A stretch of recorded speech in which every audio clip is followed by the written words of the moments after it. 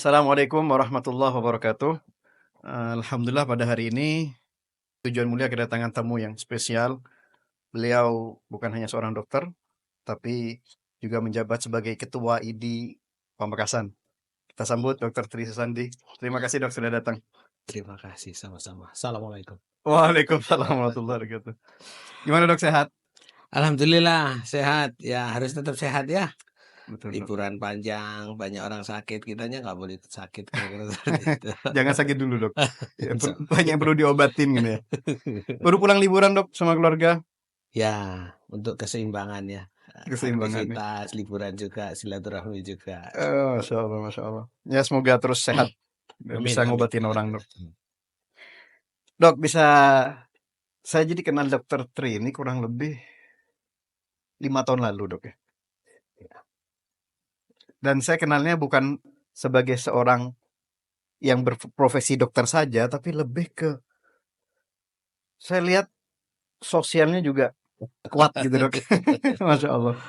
Nah, ada cerita dok, kenapa kok bisa milih profesi sebagai seorang dokter, kenapa bukan dosen misal, atau kerja yang lain gitu. Oke, ya. Ini ya kalau cerita masa kecil ya, saya ini anak seorang bidan. Jadi ibu saya itu bidan di pegunungan di daerah Pasuruan sana, Kecamatan Prigen. Belum ada kendaraan ketika itu, bidan satu-satunya kalau menolong orang bersalin itu naik kuda, seperti itu, ya saya dilahirkan di sana. Tinggalnya di rumah dinas, di puskesmas, ada dokter waktu itu satu-satunya yang dinas di situ, ya karena kita tinggal di rumah dinas, sehari-hari kita lihat orang sakit, orang kecelakaan, disitulah akhirnya tumbuh keinginan. Selain itu juga didukung orang tua, upgrade lah. Ya sama lah seperti di sini, banyak kolega-kolega bidan, anaknya disekolahkan dokter, kolega-kolega perawat, anaknya disekolahkan dokter. Ya, kira-kira itu sih kita berada dalam situasi layanan kesehatan ketika itu, terpanggillah di situ, terbentuklah karakter di situ, akhirnya punya keinginan dan alhamdulillah. Berarti memang cita-cita dok ya? Insya Allah memang itu cita-cita. Meskipun cita-cita itu terwujudnya terlambat, penuh liku. Wah kalau diceritakan nggak cukup 2 episode, 3 episode gitu. Karena saya sempat aktif di beberapa kegiatan di luar. Dan alhamdulillah akhirnya tercapai cita-cita yang sempat tertunda itu. Memang biasanya gini dok, kalau dokter itu entah dilahirkan oleh seorang dokter atau saudara-saudaranya juga ada yang dokter, atau hanya ibu nih yang nakes gitu. Iya, waktu itu hanya ibu. Saya saudara bertiga. Kakak saya yang pertama ambil sastra Inggris, sastra Jerman. Yang kedua ambil ekonomi. Ya disitulah, wah tinggal saya ini edisi terakhir nih. Wah, meneruskan jiwa tenaga kesehatan ini. Dan ya alhamdulillah, ya meskipun melalui universitas swasta, tetapi terjaga motivasi itu meskipun agak terlambat, tapi alhamdulillah akhirnya selesai. Ya seperti itu, memang dari ibu dan lihat lingkungan sekitar. Dan kita memang tinggalnya saya lahir di rumah dinas puskesmas itu. Kalau kakak-kakak saya masih di kampung, kalau saya di situ. Lahir situ, SD, SMP, SMA di situ, kuliah di Surabaya. Oh, iya. Ketemu jodohnya. Kebetulan dia sejawat gitu. Sejawat. Jadi ya akhirnya udahlah lengkap. Dan akhirnya itu menurun kepada anak-anak saya. Jadi pertanyaan tadi akhirnya jatuhnya di anak saya. Anak-anak yang dilahirkan dari pasangan dokter, akhirnya mereka ingin jadi dokter. Gitu kan, Masya Allah. alhamdulillah ya. Masya Allah, Masya Allah. Memang seperti itu dok ya, secara umum ya. Kalau orang tuanya dokter, anaknya ada aja yang jadi dokter ya. Karena profesi dokter ini nggak bisa kalau tidak berawal dari panggilan ya. Ya mungkin kelihatannya, jadi kalau guru saya dulu Prof. Suyunus itu bilang, kalau untuk kaya belum tentu, tapi setidaknya tidak lapar. Itu profesi dokter. Ya kalau memang pada kenyataannya, pada periode yang lalu, oh dokter semua pasti mapan. Tapi hari ini mungkin kita menemukan seorang dokter yang ekonominya belum mapan. Karena ya persaingan, situasi, perkembangan teknologi dan sebagainya. Produksi dokter tinggi, lapangan kerja tidak merata. Makanya sampai menteri menggunakan terobosan itu. Jadi akhirnya itu kalau kalau kita pengen kaya terus jadi dokter kayaknya sekarang Nggak nggak semudah relate, itu ya. nggak relate, ya Hmm. nggak relate. Jadi murni itu panggilan. Insya Allah sejawat-sejawat saya sekarang muda itu, sejawat-sejawat muda itu ya murni karena panggilan. Karena kalau dari kesejahteraan, remunerasi itu kayaknya ya tidak semua tempat bisa memberikan itu. Tapi mereka tetap dengan profesinya. Jadi campur tangan niat tulus, pengabdian, panggilan itu sangat kuat. Maksudnya panggilan tadi panggilan hati dok ya. Iya, Memang mantap mau berkhidmah, iya, membantu, iya. menolong gitu ya. Bayangkan yang kita tolong itu bisa jadi tidak mandi. Kita datang ganteng, rapi, wangi. Yang kita tolong itu bisa jadi nggak punya uang. Bisa jadi kita resiko dengan nolong itu. Tapi ya itu sudah, itu semua udah enak aja. Sejak pendidikan kita dilatih. Jadi etika itu tetap dijaga. Senioritas, hierarki. Itu alhamdulillah sampai saat ini progresi dokter yang terbaru sekalipun itu terjaga. Ya meskipun tidak se ekstrim militer ya.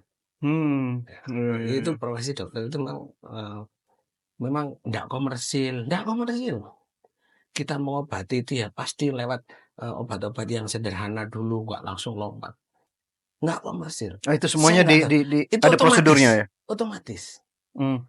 otomatis ya. Jangan dilihat, dokter ini mah itu enggak, sesungguhnya nggak seperti itu, nggak seperti itu. Ya kan dilihat kita jangan pada dokter yang sudah jadi, sudah mapan, yang sudah banyak masanya, penggemarnya. Tapi adik-adik kita junior itu mereka itu nggak ingin terus buru-buru pengen apa enggak. Bertahap gitu ya. Nah, itu otomatis. Hmm. Ya meskipun sekarang profesi dokter lagi banyak diperbincangkan ya. Ya karena itu tadi eh, kita berasal dari sosial masyarakat kultur yang berbeda. Berbeda. Jadi ada yang tidak siap di situ. Dikiranya jadi dokter itu mulai sekolah sampai selesai enak. Enggak. Iya. Nah itu pada pribadi-pribadi tertentu yang berasal dari kultur keluarga yang tadinya everything okay, everything ready, kemudian menjalani pendidikan di mana harus tunduk pada senior, harus menjaga etika, harus bekerja sama, harus berotasi. Itu yang akhirnya nggak siap pada orang. Tapi itu ada manfaatnya juga dong. Kayak cerita yang kemarin tuh ada kejadian sampai ada yang bunuh diri itu kan. Nah mungkin satu sisi untuk menumbuhkan mental yang kuat, tapi satu sisi juga agak menyiksa gitu. Itu sangat situasional ya, bahwa sebenarnya di dalam pendidikan itu yang jelas itu menumbuhkan rasa kemanusiaan itu pasti. Terus kerjasama, teamwork. Jadi saling bantu satu sama lain. Kita tidak mungkin menyelesaikan kasus ini sendiri karena kita tidak mungkin jaga 24 jam. Berikutnya kita harus digantikan oleh sejawat yang lain. Nah disitulah perlu saling komunikasi, saling mengerti. Nah di situ yang kalau tidak siap itu akhirnya jadi miss. Nah di situ akhirnya timbul gesekan. Nah itu akhirnya ya karena pendidikan tidak sebentar itu akhirnya menumpuk. Belum lagi kita harus pindah ke center lain, budayanya beda, SOP-nya beda, orang-orangnya beda. Jadi itu terus kasus. Meskipun diagnosanya sama, tapi variasinya itu bisa 1001. Jadi diagnosanya sama, tapi kasusnya beda. Itu membuat akhirnya kejutan-kejutan, tekanan tersendiri, pressure tersendiri. Wah, yang ini bisa ditangani dengan cara ini, yang ini kok berbeda. Responnya beda. Jadi memang akhirnya makanya dikatakan seni akhirnya. Seni ya. Akhirnya medical is art gitu. Akhirnya dikatakan seni karena tadi berbeda. Wow, ya, sangat rumit loh dok. Rumit ya. Akhirnya sekarang menjadi rumit. Dengan era BPJS, JKN ini semuanya dibakukan. Akhirnya seni itu menjadi agak terganggu akhirnya. Iya. Jadi akhirnya seninya terarah sekarang. Akhirnya seninya jadi ya itu. Ya kurang fleksibel lah karena seni ya. Seni kan harusnya harus fleksibel. Bisa eksplorasi, berkembang. Kita bisa tambahkan warna, kita bisa tambahkan bentuk. Tapi dengan adanya ini, ini sudah ditentukan. Jadi ruang geraknya jadi terhambat. Ini kalau tidak dijalankan oleh orang-orang yang mempunyai mental yang kuat, ini beresiko terjadi fraud ya istilahnya kalau di era JKN itu penyimpangan. Makanya di situ akhirnya perlu selalu pemahaman. Jadi akhirnya profesi dokter itu tidak pernah berhenti belajar. Oh, belajar terus ya? Iya belajar terus. Waduh, masya Allah itu. Dok, itu kan dokter kan asli Pasuruan berarti dok? Saya di Pamekasan ini pendatang, hasilnya saya Pasuruan, Prigen, jadi Pasuruan Selatan, daerah-daerah pegunungan. Kalau Pasuruan pesisirnya masih sama juga budaya-budaya Madura. Madura. Tahun berapa masuk Pamekasan dok? Saya itu menikah 96. Tapi waktu itu saya masih berprofesi lain, masih di Jakarta, di Surabaya. Benar-benar pindah domisili menjalani profesi sebagai dokter di Pamekasan itu 2014. Ketika era JKN BPJS dimulai, saya memulai sebagai dokter puskesmas. Ya, di sana 4 tahun, terus kemudian saya berkesempatan menjadi direktur di rumah sakit swasta di Pamekasan, mulai bangun perizinan, akreditasi, beroperasional, terus kemudian geser lagi ke rumah sakit pemerintah sampai saat ini. Selain itu, saya juga praktek BPJS sebagai dokter praktek mandirinya BPJS. Jadi pengalaman di puskesmas pernah, di rumah sakit swasta pernah, rumah sakit pemerintah sedang berlangsung, praktek pribadi pun sedang berlangsung. Jadi Masya Allah. Variasinya. Mungkin karena lengkap ini jadi ketua ID. Enggak juga. Sampai 2 periode ya dok. Alhamdulillah ya itu Masya Allah. teman-teman mempercayai. Enggak, maksud saya itu pengalaman saya yang cukup variatif ini, insya Allah saya sedekahkan ya kira-kira seperti ya kepada siapa saja yang ingin diskusi, ingin informasi. Hari ini pun saya tadi ditelepon dari Tuban, ada seorang bapak ibu yang putranya sakit demam berdarah, tapi di Tuban. Dia orang Pamekasan. Bagaimana saya bisa menggunakan BPJS saya? Ya akhirnya saya akan coba saya bicara dengan petugasnya di sana. Sudah, asal punya nomor telepon saya boleh nanya apa saja. Kebetulan saya paham, ya paham. Ya selain memang tentang pelayanan kesehatan, pengabdian pada masyarakat, karena sekarang era JKN, ya terlepas dari itu pun, insya Allah saya siap. Masya Allah, ini pengabdian tanpa batas. Nggak rugi kok. Iya, dok, Pamekasan ini menurut saya unik.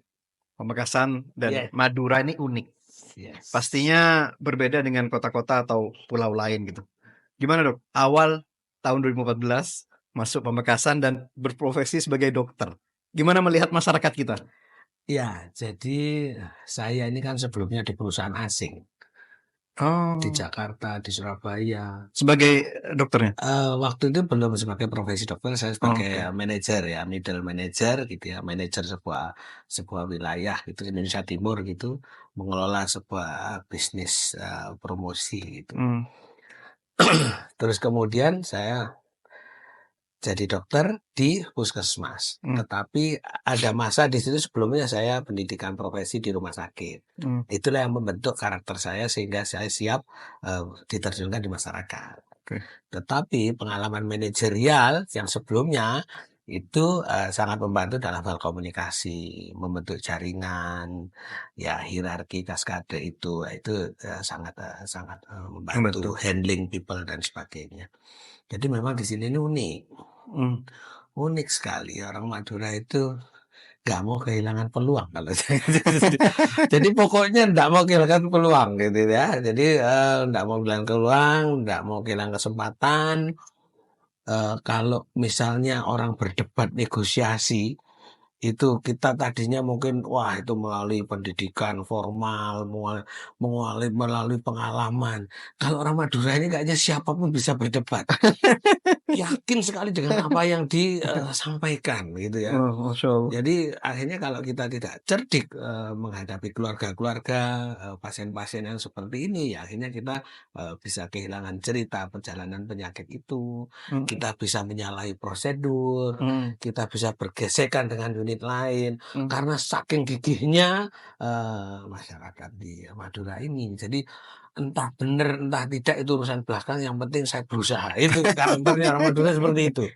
Masya Allah. Apalagi ketika dulu masa-masa Covid, waduh, kan kita ketemu saat Covid itu Iya ya. iya. Ya itulah, itu pengalaman. Jadi memang akhirnya, yang penting kita sebagai apapun kita harus memberikan servis. Mmm. Jadi orang Madura dengan karakternya yang seperti itu, pokoknya semuanya ingin yang terbaik, semuanya ingin diprioritaskan. Entah salah, entah bener, prosedural, unprosedural, pokoknya dia ya di situ kita tetap harus bisa menjaga, kita sebagai seorang servicer yang baik itu Mmm. tadi. Mmm. Ya pertama didengarkan, terus ya akhirnya kita tahu.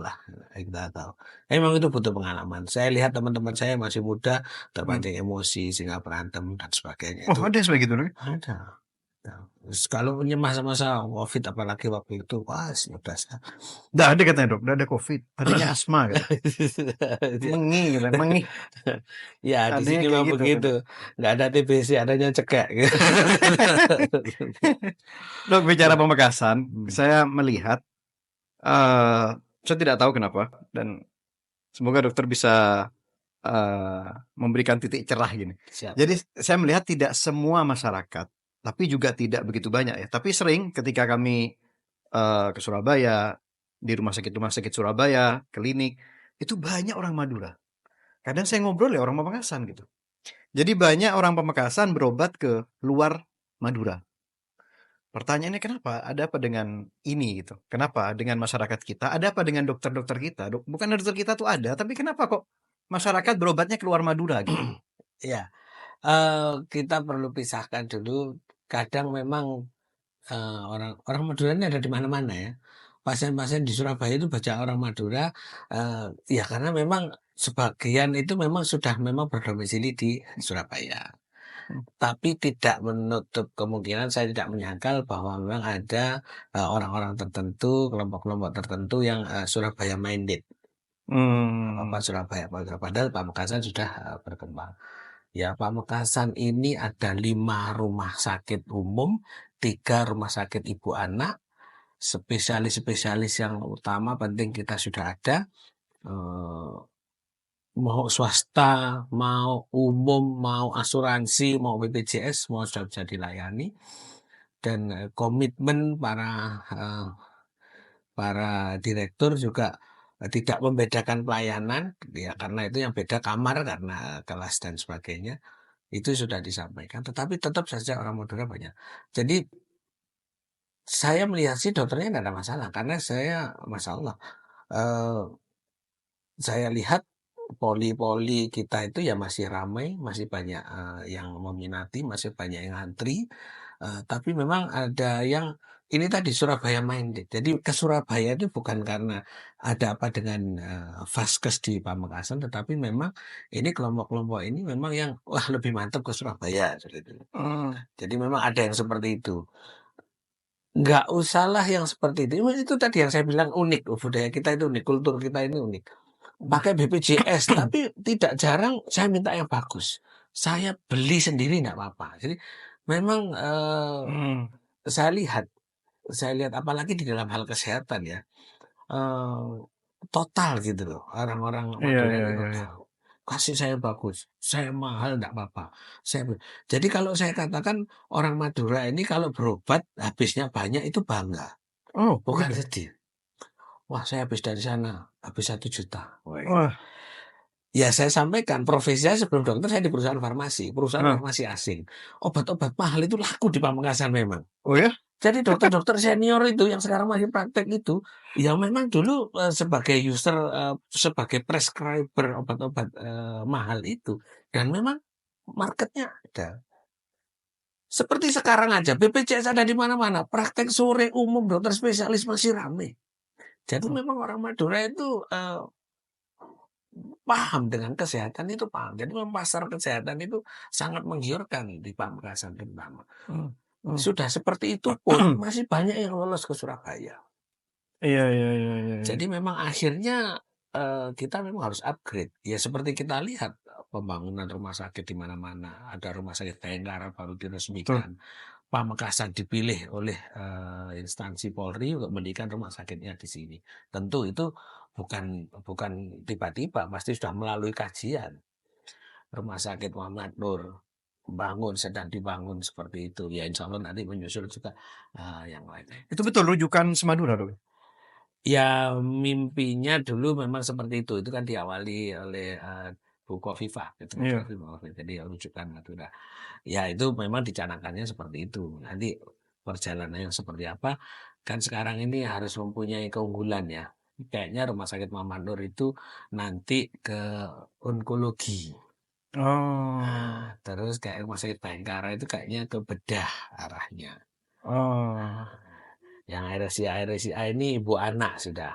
Oh, oke. Ya, ibu anak. Jadi memang harus sudah membranding membranding masing-masing seperti itu ya. Akhirnya kita tidak perlu bersaing. Kita tumbuh bersama dengan karakter kelebihan masing-masing. Akhirnya seperti itu. Nah, tapi apakah pembagian dokter spesialisnya merata, Dok? Soalnya kayak gini, Dok. Dengan banyaknya rumah sakit tadi yang dokter sebutkan, itu padahal saat ini spesialis kita sangat terbatas. Saya punya pengalaman kurang nyaman sebenarnya, Dok. Jadi saya ada kerabat korban kecelakaan. Waktu itu patah di femurnya ya, di Wow, ya. pahanya. Akhirnya kita bawa ke salah satu rumah sakit. Waktu itu harus dioperasi. Tapi di operasinya antri dan itu waktunya 2 minggu lagi. Minggu pertama full pasien, minggu keduanya dokternya cuti katanya. Baru minggu ketiganya baru bisa dioperasi. Dan tidak ada pilihan. Akhirnya pada waktu itu saya rujuk ke bawa ke Surabaya dan operasi di Surabaya.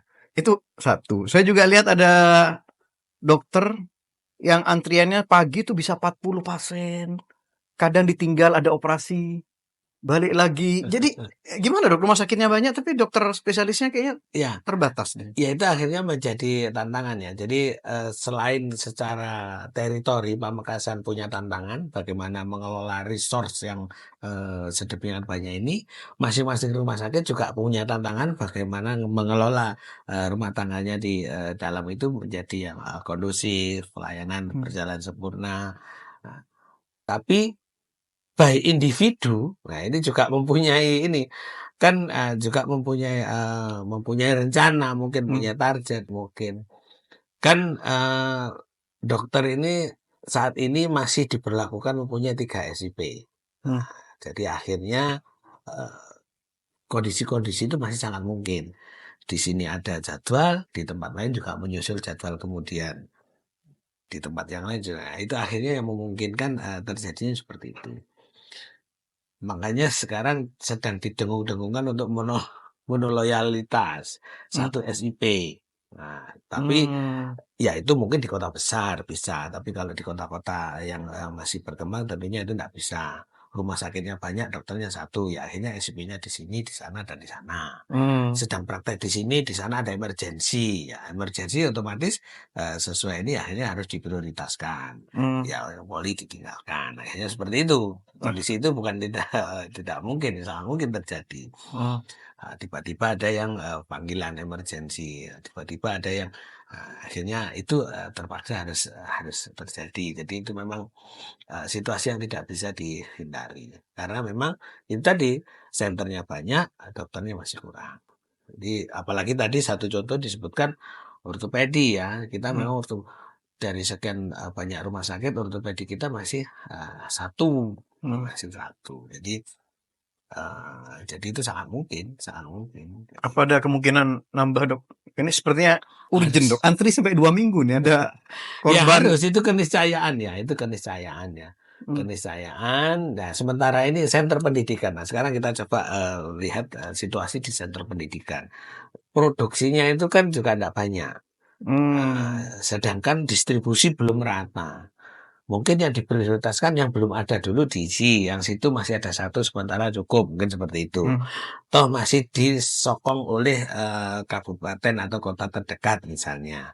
Kalau kita ya disokong sama Sampang, disokong sama Sumeneb, gitu ya. Hmm. Nah, masih seperti itu. Mungkin di daerah lain ada yang belum benar-benar belum ada dokter orto sehingga akhirnya lulusan itu diprioritaskan di sana. Jadi memang bisa jadi pertimbangannya itu.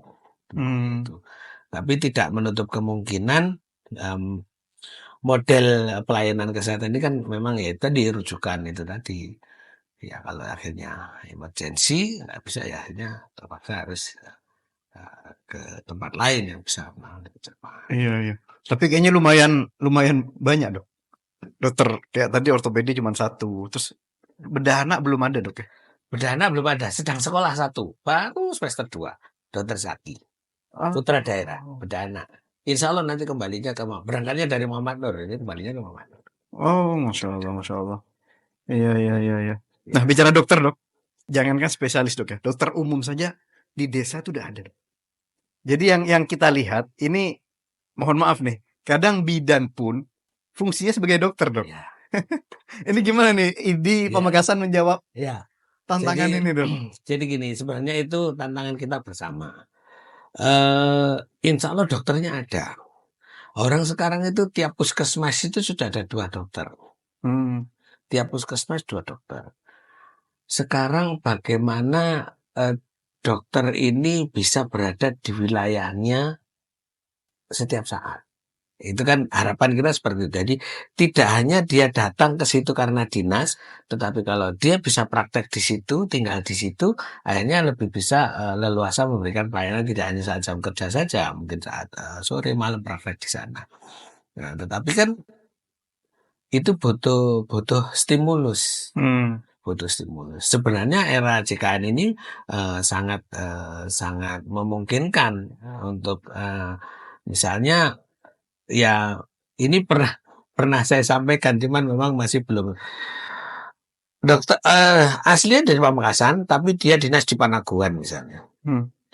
Berarti setelah dinas dia balik lagi ke Pamekasan. Terus buat praktek di Pamekasan, bersaing dengan dokter yang sudah senior. Panaguannya ditinggal, sementara Panaguan masyarakatnya padat. Lah kenapa dia tidak praktek saja di Panaguan?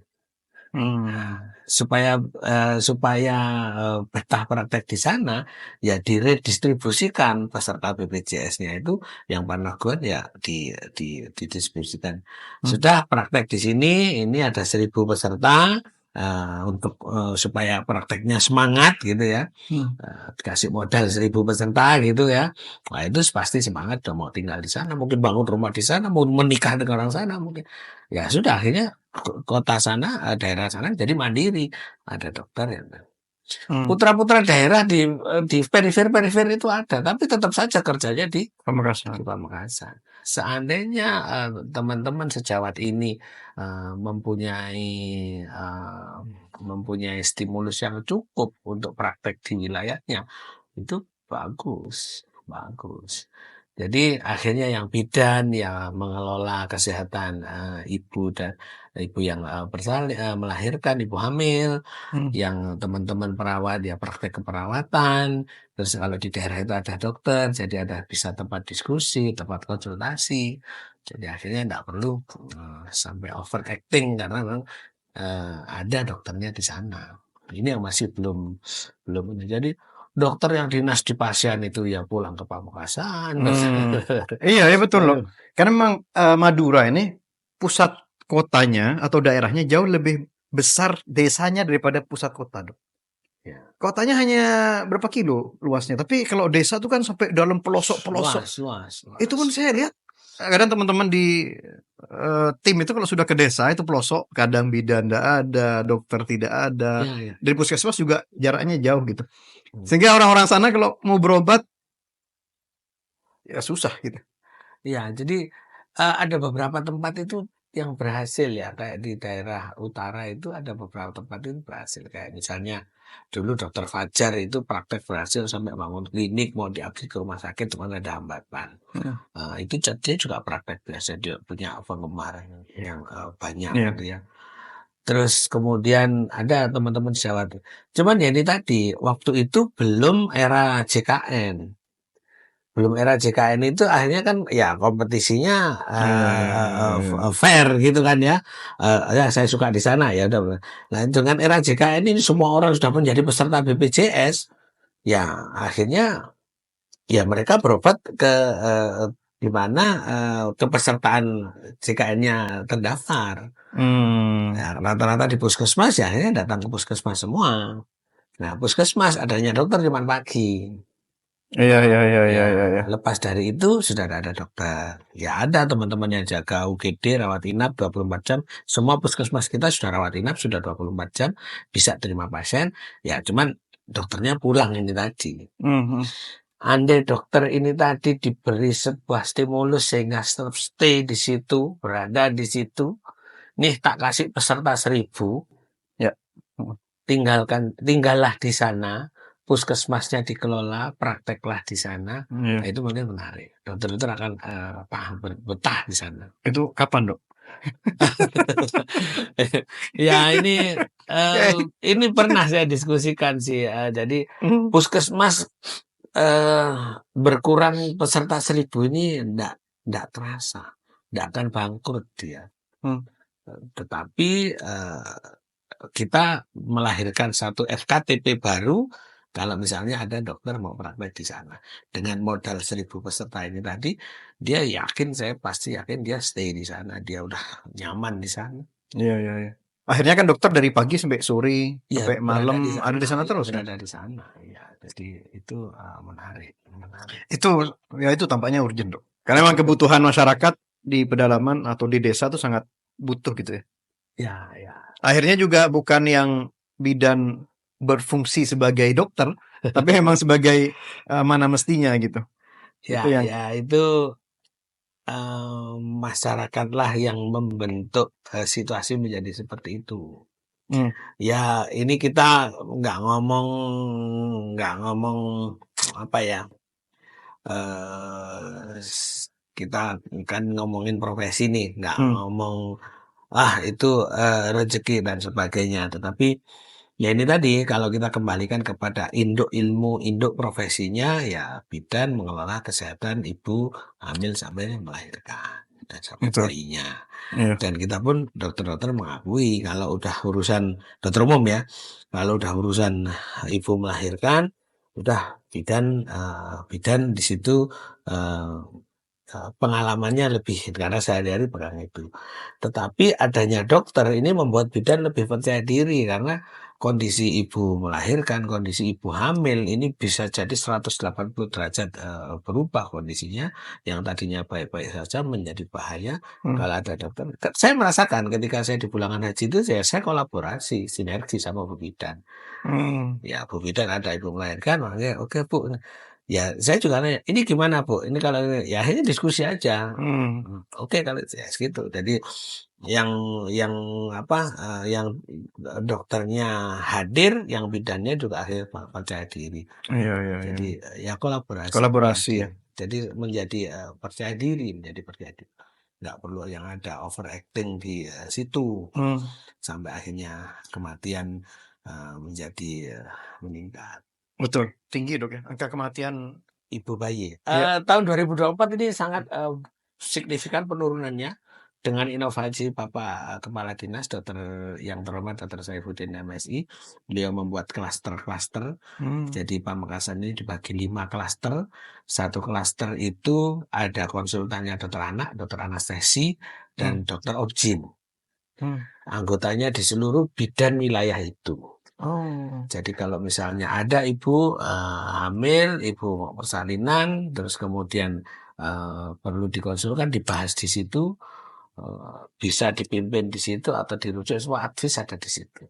iya, iya, Jadi iya, iya. akhirnya signifikan menurun, Menurun ya. menurun drastis dengan inovasi seperti itu karena seluruh klaster aktif. Oh, alhamdulillah. Jadi di situ ya opsinya ada, spesialis anaknya ada, dokter anestesinya ada. Hmm, Dan ada pembinanya. Saya juga masuk salah satu di ke satu klaster di situ. Jadi saya ngikuti dinamika itu. Oh, yang ini lapor ini. Dok, kalau Dari pagi praktek, siang, sore, sampai malam. Bahkan saya lihat ada dokter sampai agak tengah malam tuh, baru pulang praktek. Kalau kata dokter tadi, dokter tuh tidak berhenti belajar, terus kapan belajarnya, Dok? Kapan istilahnya upgrading ya? Ya, jadi itulah dalam kita memperbarui izin itu ada satu syarat namanya SKP, yaitu adalah satu proses belajar. Jadi upgrade di situ, ikut seminar. Itu kalau yang ideal ya ikut seminar, dan itu memang diharuskan. Di situ satuan kredit itu yang harus dikumpulkan sampai kita harus mengumpulkan 250 satuan kredit untuk bisa memperpanjang izin kita selama 5 tahun. Jadi dan itu verifikasi kementerian. Jadi nggak bisa kita ikut seminar asal-asalan, itu nggak bisa. Jadi SKP-nya yang verifikasi kementerian. Jadi lembaga yang dibentuk oleh kementerian. Jadi ya mau nggak mau sekarang ya harus belajar untuk dapat itu. Terus kemudian belajarnya dokter itu ya praktek itu.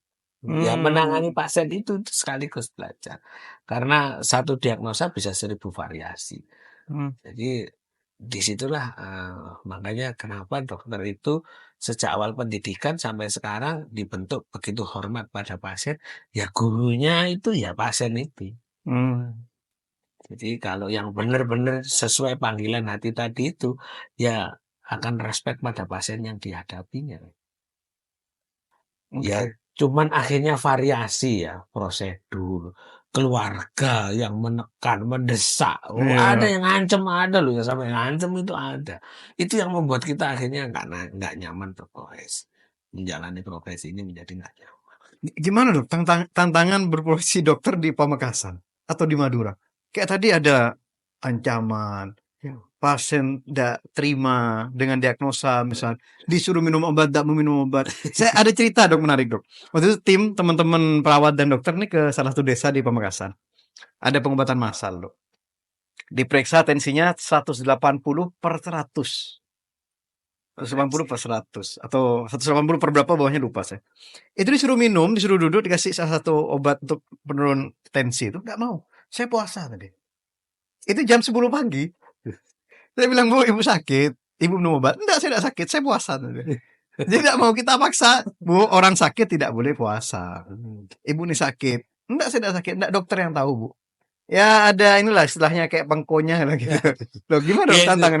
ya itu tantangan menarik. Ada cerita mungkin ada momen yang tak terlupakan gitu. Iya, ya. Jadi pernah waktu itu COVID ya. Sampai saya harus menyebut apa? Saya sampai harus menyebut saya ini ketua ID.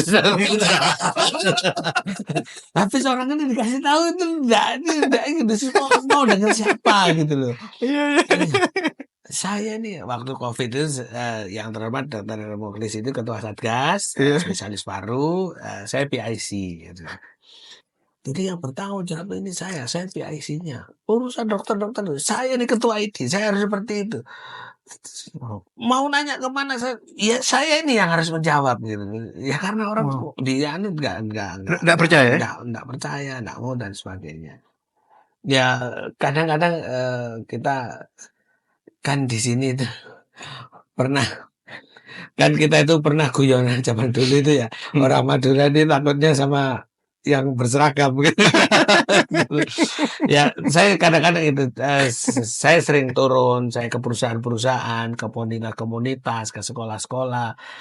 Ya saya senang pokoknya ketemu komunitas itu, saya bicara gitu. Kadang saya harus menyebut itu karena dengan itu akhirnya orang itu memberikan respect, mendengar gitu. Saya ini udah nggak bisa bahasa Madura, orang juga nggak tahu siapa saya gitu ya. Kalau misalnya saya bilang saya ini pengawasnya BPJS ya, itu ya akhirnya orang paham. Mau nanya apa saya jawab. Saya ini ketua ID. Kadang untuk mendapatkan respect, mendapatkan perhatian, sehingga apa yang saya sampaikan ini bisa diterima. Ya itu memang pengko cengkal itu ya emang itu udah karakter masyarakat kita.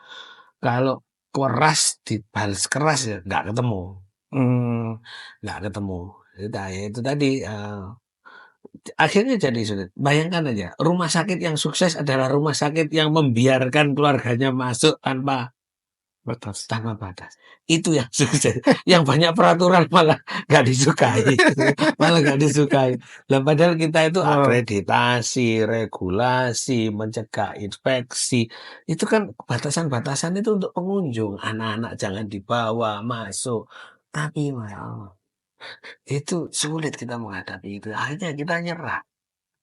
iya. Nyerah. Naudzubillah ya dok, kayaknya butuh COVID, butuh virus untuk menjalani peraturan itu kayaknya dok. Iya ada beberapa kasus. Jadi kalau Untuk COVID kan ini, mending ya, mending. iya Iya. 1, 2. Tapi itu harganya mahal. Bayangkan Wah orang betul, meninggal betul. Naudzubillah, setiap jangan sampai saat. deh, jangan sampai deh. Untuk orang menjadi paham dan peduli itu butuh sekian banyak korban. Itu saja masih banyak perlawanan. Tidak dari orang tidak mengerti, dari orang mengerti pun masih ada perlawanan. Iya, iya, iya, iya, iya, Bos iya. jangan sampai ada seperti itu lagi deh. Iya, iya, iya. Mungkin di kota besar bisa dok, Hmm. tapi Pamekasan orang Madura ini kan kekerabatannya dekat. Satu aja yang sakit yang nganter bisa 1, Ya, 2 mobil dok. jadi kayaknya itu butuh effort ya, butuh effort. Kalau misalnya semua rumah sakit mengkampanyekan hal yang sama, Hmm. terus kemudian menyediakan tempat untuk mereka. Kalau datang sak pickup, 2 pickup itu nggak bisa dicegah. Ya kalau mau nyegah ya kita naruh satgas di kampung-kampung. Ya nggak bisa udah di sini. Ya paling tidak ya akhirnya ya disediakan tempat. Hmm. Ini nggak bisa masuk. Masuk gantian, yang lainnya nunggu di sana gitu ya. Mungkin akhirnya Oh, tetap difasilitasi. ya harus kayaknya itu harus itu. Ya mesti di lingkungan rumah sakit. Masalah di rumah sakit Muhammad Nur yang sekarang ini kan terbatas sekali ya. Hmm. Bisa loh tidur, ya sudah di aspal itu sudah tidur, duduk di situ, ngopi bareng gitu. Anaknya tiduran di situ, bapak ibunya ngobrol gitu. Oh, Yang sakit di dalam. Ya kalau cuman ngobrol-ngobrol di rumah aja sama-sama enggak bisa nemenin di dalam juga gitu. iya. Tapi ya enggak seperti itu. Karena kekerabatannya dekat tuh, kekerabat. Masya Allah orang Madura. Ya jadi ya itu saling ini. Jadi saya saya aja lingkungan rumah sakit hampir tiap hari kita itu ada jenguk si mertuanya sakit si ada. Ya kan karyawan banyak. Jadi, ya memang seperti itu. Jadi tidak hanya orang orang kampung, orang desa saja, itu Hmm. sudah menjadi budaya. Hmm. Tengka ya kalau bahasa sini saya enggak tahu Tengka. definisi tengka itu. Saya orang Jawa soalnya. Hmm. Jadi kita sendiri di rumah sakit pun hampir tiap hari itu urunan nanti jenguk si siapanya siapa gitu. Oh, Nah, itu sudah hampir ya budaya lah.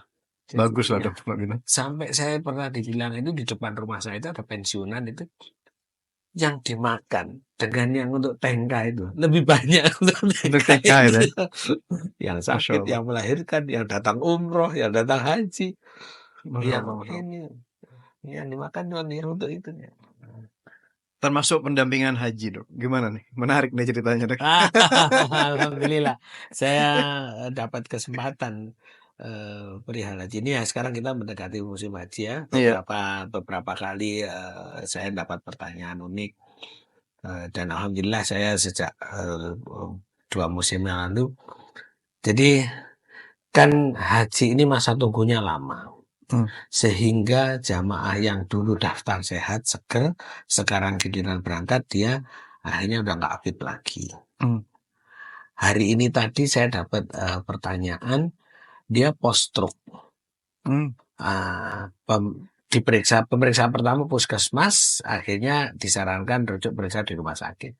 Kondisinya post stroke. Ya kalau ngomong pingin berangkat haji, semua orang ingin. Tapi kalau kondisi stroke, apakah bisa maksimal ibadahnya? Hmm. Saya awam ya, saya ini awam. Kalau ini porsinya diberikan kepada ahli warisnya, ibadahnya yang merelakan porsinya kepada ahli waris dapat pahala, yang berangkat dengan fisik yang sempurna ini ibadahnya jadi sempurna. Jadi 2 orang di situ. Tapi itu tidak mudah memberikan pemahaman itu.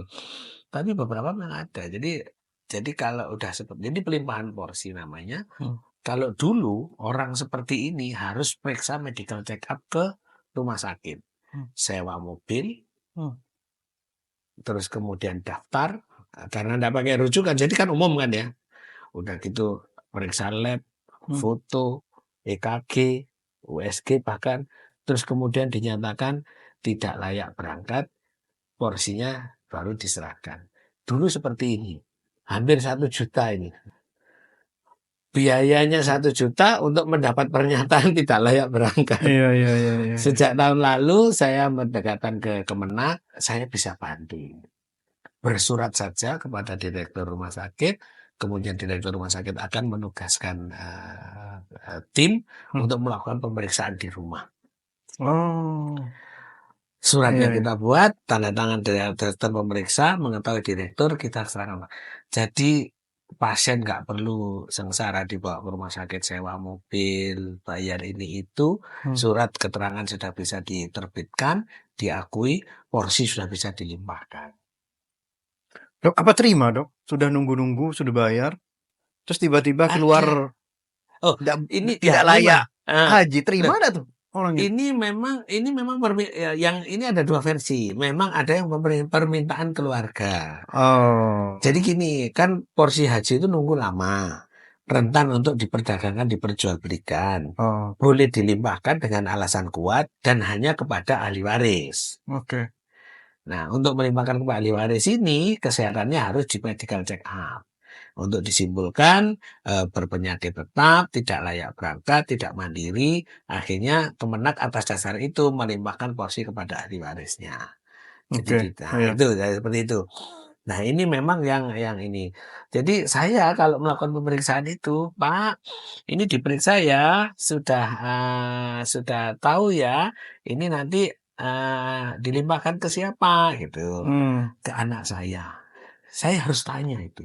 Supaya saya enggak khawatirnya ada konspirasi ngibulin orang tuanya. Oh. Saya harus tanya Iya. anak-anaknya itu. Ada yang ya ke anak saya sambil nangis itu ada gimana dia udah stroke, udah ada gangguan, diikat kayak gitu. Terus kemudian Hmm. nanti tanya gitu ya.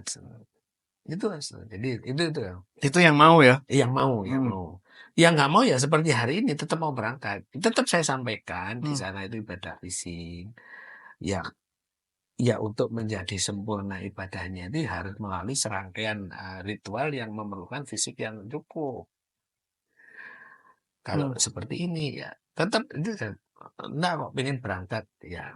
Tetap maksa dok ya? Jadi gini, pemeriksaan pertama itu di puskesmas, kemudian dirujuk ke rumah sakit, Hmm. nanti yang menyatakan istitoah sehat ini Dinkes. Oke. Jadi kita sebagai pemeriksa harus profesional, udah mendiagnosa saja dia sakitnya apa gitu. Hmm. Nanti yang menyimpulkan Dinkes. Hmm. Tahun 2023 kita menghadapi calon jamaah haji dengan TB MDR. Clear TB MDR. Oh. Wah, nggak terima dia periksa di Surabaya, ternyata hasilnya di Surabaya negatif. Wah. Waduh, itu dikonfrontir, waduh heboh. Sampai Tapi akhir sudah keluar dok, sudah keluar ini. Istitoah sudah apa larangan. nah, yang waktu 2023 itu kan bayar dulu baru dinyatakan istitoah. Nah, Oke. sudah lunas nih. Udah lunas dinyatakan nggak istitoah kan orangnya ya itu tadi TB MDR Nggak tapi terima lah. fisiknya bagus. Jadi Ah. itu berat sekali. Akhirnya dia berangkatkan di kloter-kloter akhir. Oh berangkat. Ya, nah itu nggak bisa menghadapi. Ini Madura itu. Madura Power itu. Madura Power itu. Itu kita dikirimi videonya. Itu dikirimi videonya. Mulai pelepasan di rumahnya dikirimi videonya. Mulai pelepasan Waduh. di masjid itu. Waduh. Masuk asrama haji. Nggak pakai masker. Waduh. Udah nggak tahu itu orang pesawat gimana ceritanya itu. Kalau dia mungkin bagi-bagi barokah mungkin dok. ya sudah itu akhirnya. Itu ada itu waktu saya bertugas di tahun 2023 harusnya masuk SUB 5 Dr. Furqon. Iya. Dr. Furqon berangkat juga Dr. ya. Furqon waktu itu sebagai ya. baru ya beliau wah sudah ketemu kiai dan sebagainya karena ini jamaahnya kiai besar. Dr. Furqon ya santrinya kiai yang tersebut. Jamaah yang TB MDR iya Santrinya juga.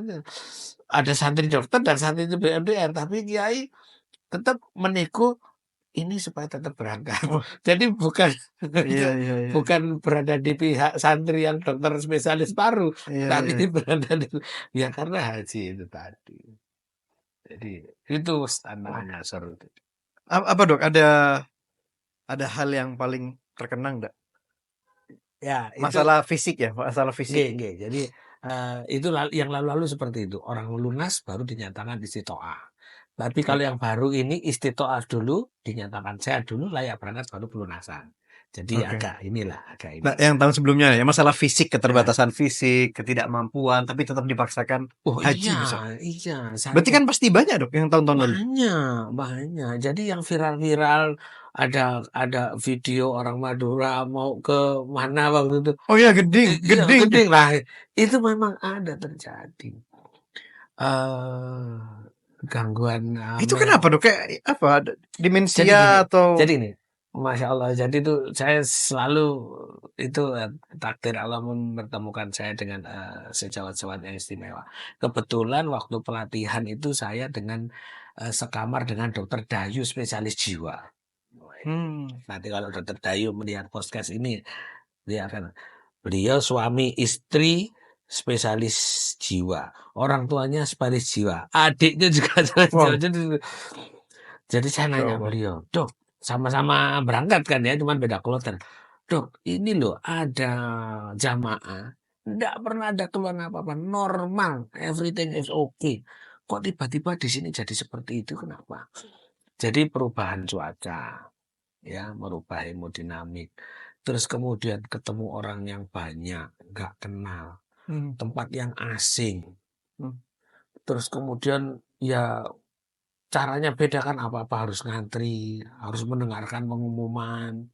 Ya kalau kita di sini biasanya enak dewe gitu ya, nanti di sana kan bermasalah. Jadi bisa orang tiba-tiba menjadi gangguan mental itu bisa. Jadi nggak harus punya riwayat sebelumnya, tapi nggak ada tiba-tiba seperti itu. Itu real itu. Jadi saya bisa dok ya, iya. Jadi ada pertanyaan waktu itu dari Dokter Krishna SPOG, tetapi dia sebagai petugas kesehatan kloter. Ngamuk di pesawat mau buka pintu darurat. Sedangkan kita tidak dibekali obat penenang injeksi. Jadi waktu itu sampai mohon, di mana kita? Ada yang sampai kayak gitu? Ada sampai seperti itu ada. Kalau yang saya enggak, waktu itu vertigo, dia enggak bisa duduk, jadi tidurnya di lantai. Masya Allah, masih muda, jamaah seger buger, pusing, mabuk, nggak bisa, jadi tidurnya di lantai. Di lantai mana nih? Di lantai pesawat. Di lantai pesawat. Oh gitu ya? Itu ya ada. Di Madinah itu saya ada, loh ini ada jamaah datang, 2 perempuan, jamaah kloter lain, tahu-tahu taruh di lobi ditinggalkan. Terus sambil ngamuk-ngamuk, nggak kontrol bahasanya, saya nggak paham, saya jaga. Akhirnya saya, ya memang kita petugas, harus mengutamakan tugas, meskipun itu waktunya sholat. Sudah nggak ngejar arba'in, nggak, sudah ini ada 2 orang jamaah, susah dikontrol, saya nggak kenal, saya jaga. Orang tua Dok? Sepuh, ya dua-duanya sepuh, perempuan sepuh. Udah gitu selesai, petugas yang mendampingi datang. Loh dok, ngapain ditunggu? Itu stroke, gak kira hilang. Ternyata itu orang stroke, gak kira lari, gak kira hilang. Tungguin sampai aku gak ke masjid itu. Jadi itu terjadi. Saya nggak tahu orang turun dari kursi roda. Dia, ya saya tahu dia merontak kemana, udah saya jagain aja. Udah, stroke gak kira hilang. Ternyata tuh. Lah kalau seperti itu, bagaimana yang mau ke Jamaron? Bagaimana yang mau Dok, kok bisa berangkat Dok? Kok bisa istitoahkan gitu? Ya itu di situ ngeri-ngeri sedapnya petugas. Lah kalau sudah datang sekampung maksa gimana? Makanya yang sekarang tegas, pemerintah Arab Saudi tegas. HD gagal ginjal nggak bisa. Terus psikotik ini nggak bisa. Ada beberapa nggak bisa dinyatakan nggak bisa. TB nggak bisa. Oh sebelumnya bisa ya?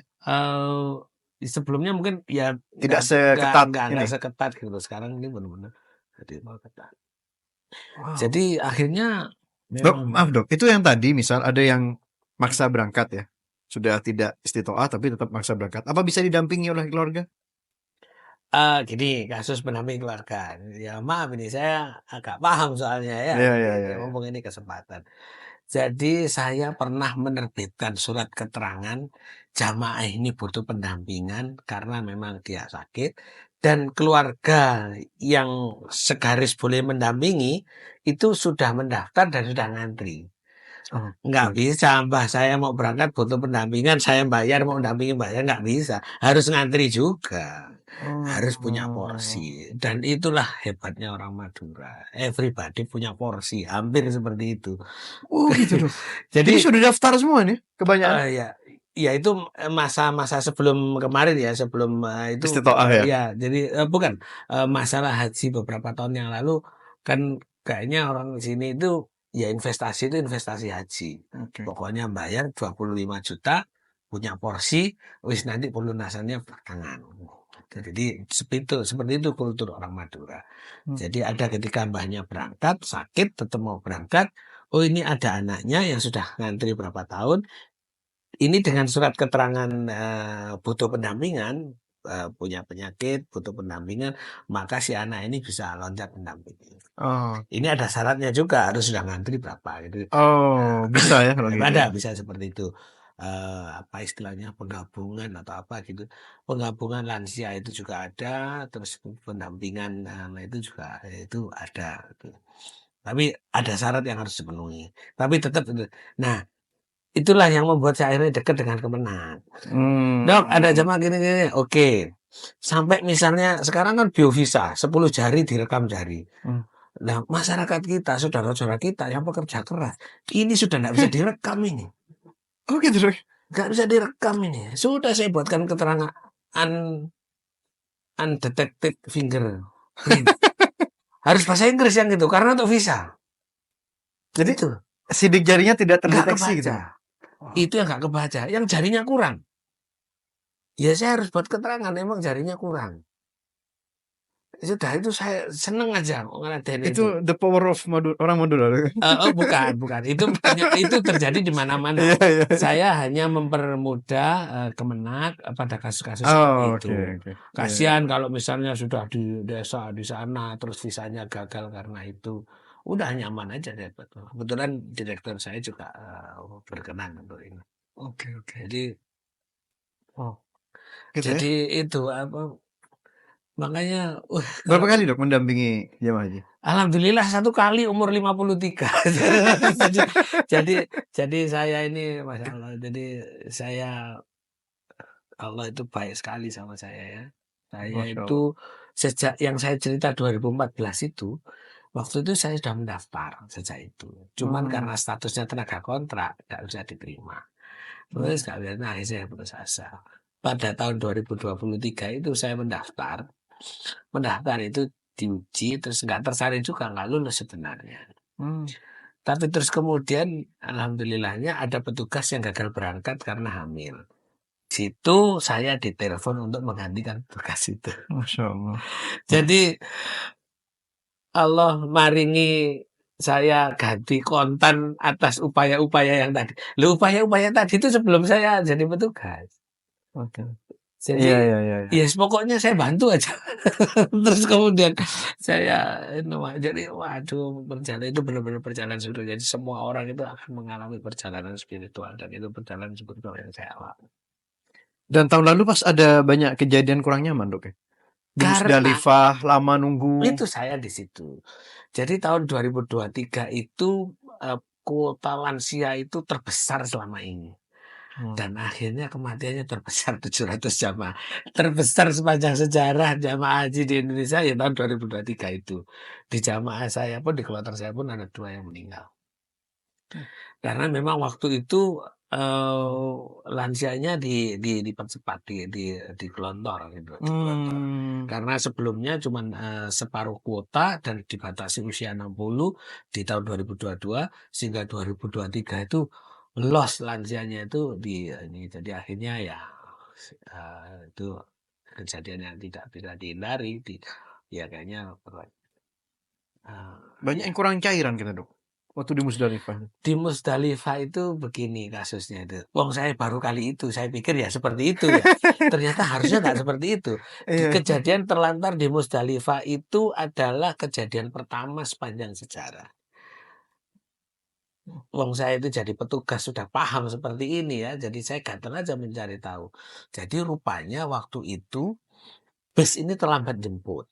Karena bus ini ambil job di luar. Ambil job di entah gimana pokoknya yang sudah. Jadi pada tahun 2023 itu pengelolaan haji pertama Arab Saudi diserahkan ke swasta. Swasta, ya muasasah swasta. Saya sampai diajak ke kantornya muasasah, mewah sekali seperti itu. Karena akhirnya saya dekat dia banyak ya ngurusin orang sakit, ngurusin yang meninggal itu. Beliau welcome. Akhirnya saya sampai diajak ke nyari jenazah itu sehari semalam. Ketemunya di pusat forensik Arab Saudi, jauh di luar Mina. Jenazah jamaah kloternya Jamaah saya.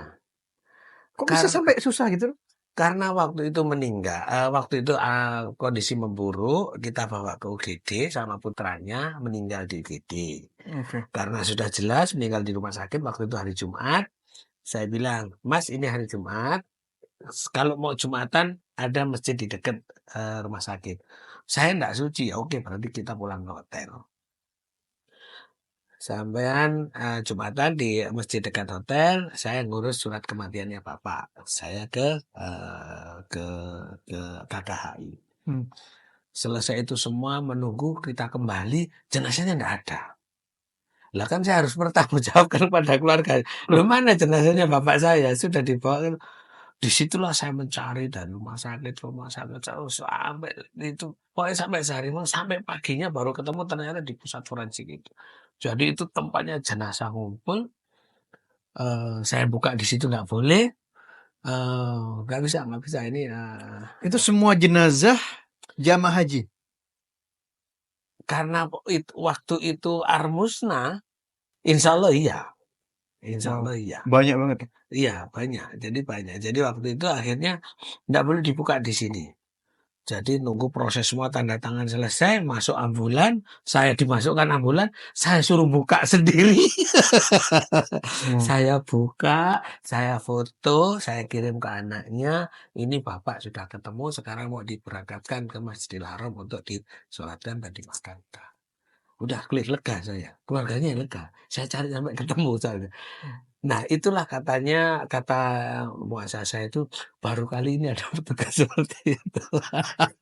karena waktu ngantar ke rumah sakit anaknya ikut, kemudian jenazahnya hilang. Loh gimana Bapak saya kan bingung saya jadi. Ya saya nggak tahu apakah itu tugas saya atau tidak. Saya pokoknya harus bisa menemukan, saya ceritakan ini Bapak sekarang kalau mau berdoa didoakan dari Indonesia, dari apa. Saya kirim fotonya, sampai sekarang fotonya saya simpan. Iya ada bukti ya bahwa sudah ditemukan dalam kondisi sudah dimandikan, sudah siap di. Malah yang satu itu sudah masuk pendingin kan dua saya.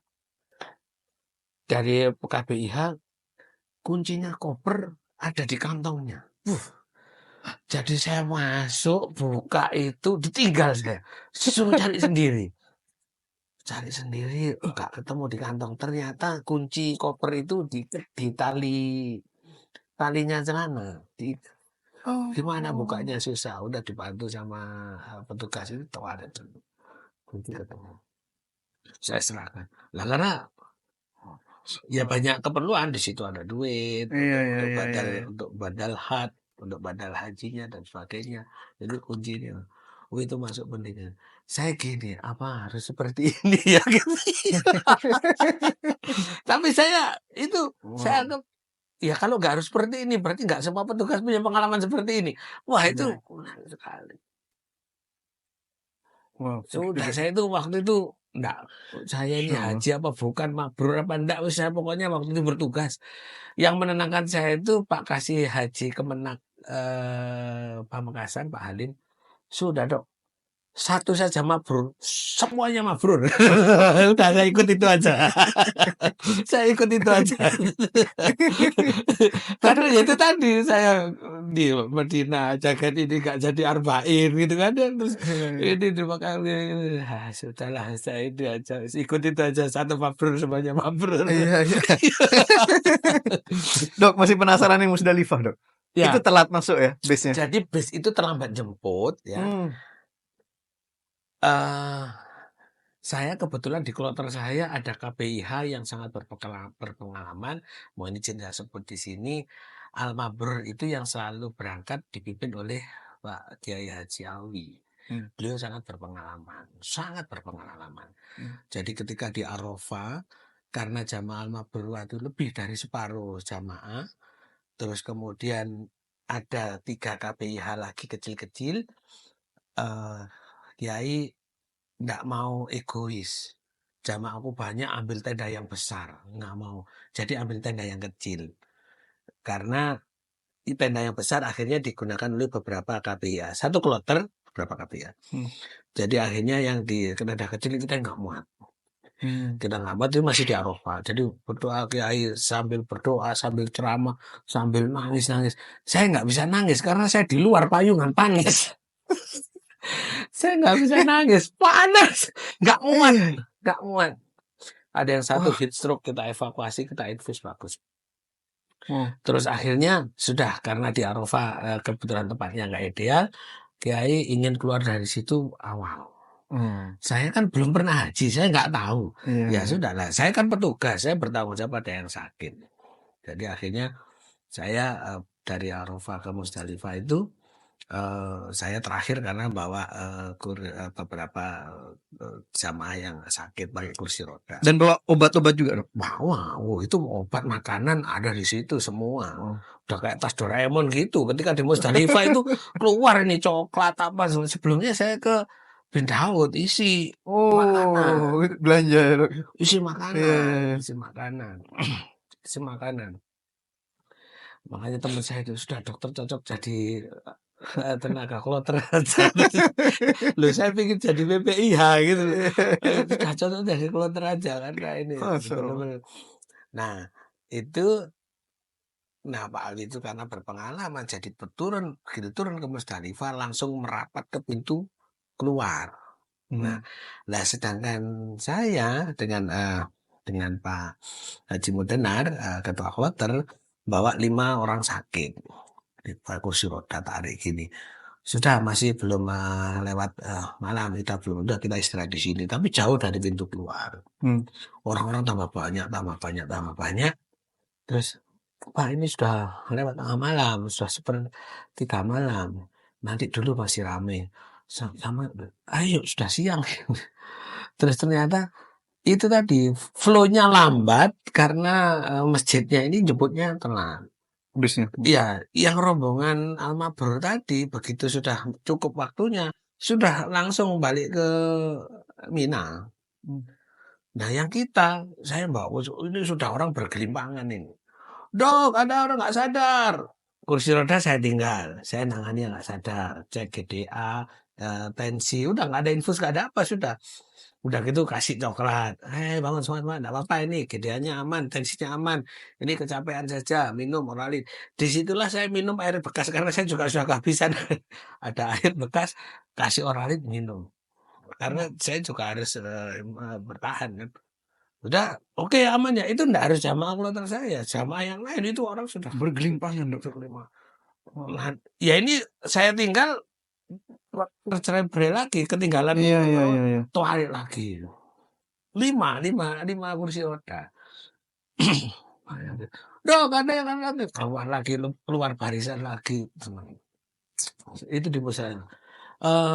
Udah siang, udah mulai terik, udah payung harus dikeluarkan. Jam 8, setengah 9-an bisa keluar dari situ. Ternyata itu masih bersyukur bisa keluar. Ternyata itu sampai siang. Yang Ada banyak yang sampai siang? ada sampai siang yang banyak baru kejadian itu. Jadi saya pikir saya ini masih beruntung saat itu bisa keluar jam segitu, belum terik. Tapi mau sudah panas. Ya, saya itu ada orang rumah sakit juga waktu itu, Haji Nanang, Haji Lulu. Ya gitu Pak Madu. Oh. Jadi asal ada orang sakit nggak sadar ya udah kita tolong. Jadi akhirnya ya memang majunya lambat karena orang sudah nggak ada ini yang sakit prioritas nggak ada sudah. Pada saat itu ada yang nakal nyerobot gitu, Mhm. ya akhirnya udah di situlah kita diuji kesabaran. Oh, Eh, luar jadi biasa. Musdalifah itu kejadian pertama karena keterlambatan bis karena bisnya ngejop di tempat lain, jemput jamaah Oh, yang oke. lain. Iya, iya, iya, iya, iya. Itu katanya yang kemarin sudah tidak terjadi. Jadi Oh. sudah terurai karena ketahuan sama. Jadi bus itu nggak Ya biar tidak terulang lagi ya tidak terulang kejadiannya. lagi. Kalau udah terasa udah 1 jam lebih, Dok, ngobrol-ngobrol. Dok, terakhir pertanyaan, Dok. Ada keinginan sebagai seorang dokter untuk Pamekasan atau keinginan pribadi yang belum tersampaikan saat ini, Dok? Ya, mudah-mudahan saya bukan orang yang egois ya. Eh, saya insya Allah saya sudah warga Pamekasan meskipun saya tidak dilahirkan di sini. Eh, saya sudah berniat menua di sini dan saya mengkader anak-anak saya untuk bisa melanjutkan perjuangan ini.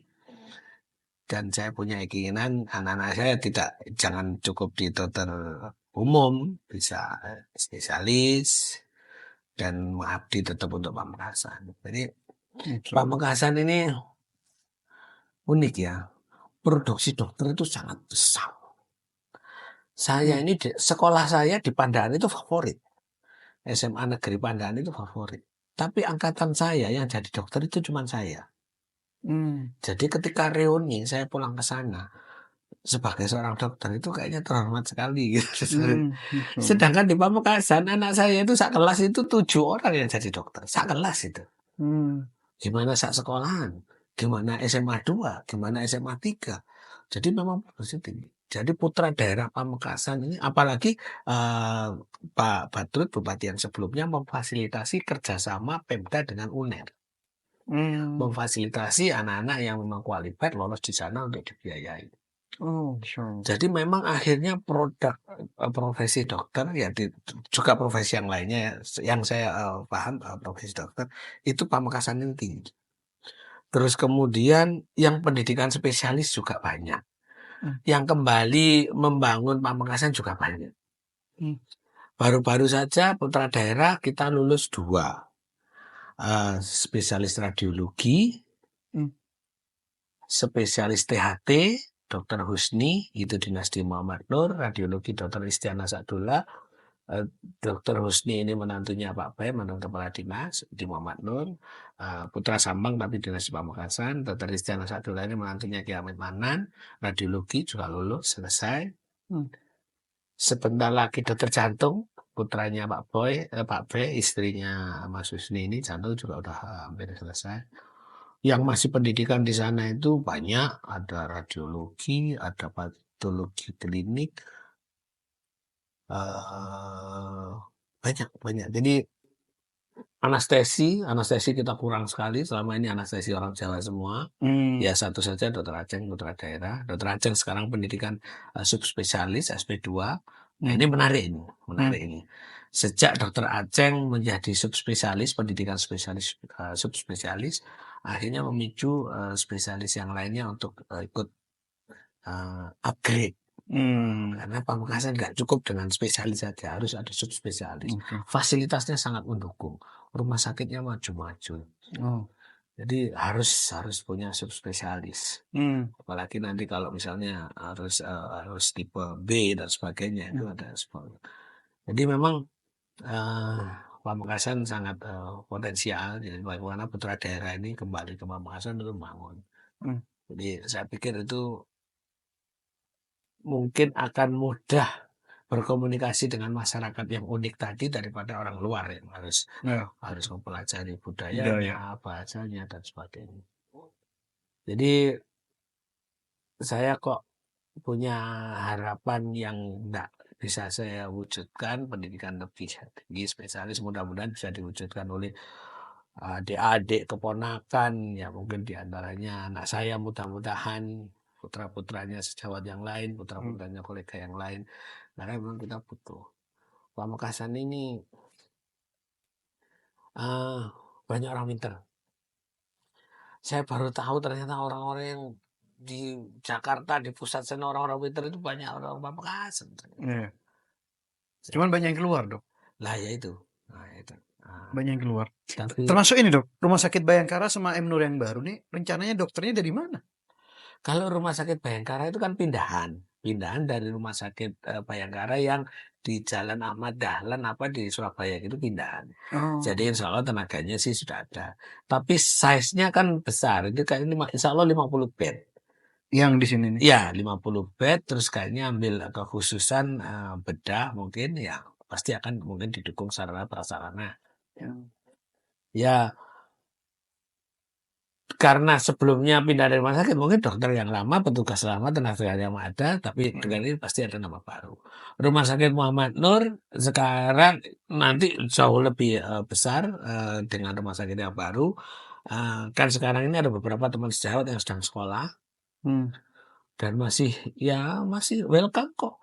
Dokter Zaki yang masuk pendidikan bedah anak itu ya itu baru masuk. Belum masuk di Muhammad Nur bahkan ya kita fasilitasi karena dia minat akan bidang yang Muhammad Nur tidak punya. Iya. Difasilitasi. Dan kemungkinan 2027 sudah bisa praktek ya? Beroperasinya kebetulan saya tidak masuk tim itu ya. Kalau direktur yang saya ingat sih direktur mencanangkan bercita-cita 2027 itu udah tipe B. Harapannya 2027 ini tipe B. Nah, tipe B, jadi ya mungkin 2026 mungkin harus sudah bisa. Ya tapi lagi-lagi kembali kepada proses perizinan. Kan rumah sakit itu begitu tempatnya beda ya harus izinnya baru. Aman insyaallah, Dok. Ya, Pemprov. Sementara yang sekarang ini kan ya berarti kan alatnya harus baru semua kan. Yang sekarang ini kan ya fasilitasnya terpakai terus, nggak mungkin alat yang ini dipindahkan ke sana. Jadi ya itu sih mudah-mudahan itu menjadi sebuah kekayaan Pamekasan dan Madura umumnya lah. Amin. Karena berkembang kok di Sumeneb juga ada rumah sakit baru bagus sedang dibangun. Sampang itu juga sedang membangun rumah sakit baru untuk memindahkan yang sekarang ini yang sudah nggak muat. Dan Bangkalan itu sudah ada pendidikan spesialis banyak di sana. Kalau di sini Rumah Sakit Martodirjo itu sudah tempat pendidikan spesialis. Beberapa spesialis ada pendidikan di situ. Salah satunya pendidikan spesialis mata. Jadi kayak satelitnya gitu. Satelitnya. Rumah Sakit Martodirjo itu ada center jantung untuk bisa kateterisasi jantung. Velonya kan ada Dr. Fitri di sana. Udah Pamekasan bagus lah. Sebaik-baiknya itu bisa dimanfaatkan untuk warga Pamekasan lah. Ya semoga sejahtera semua, Dok. Amin, masyarakat, amin. dokter, rumah sakitnya. Dok, terima kasih banyak sudah hadir meluangkan waktu. Nanti insya Allah ada next podcast lagi, Dok. Insya Allah. Oke, terima kasih banyak. Banyak yang mesti diobrolin. Iya, masih panjang, Dok. Terima kasih ya. Percaya umat ini sudah seperti bagian yang tak terpisahkan di dunia kesehatan ya, karena begitu hadir dan selalu sinergi bersama-sama kita para dokter.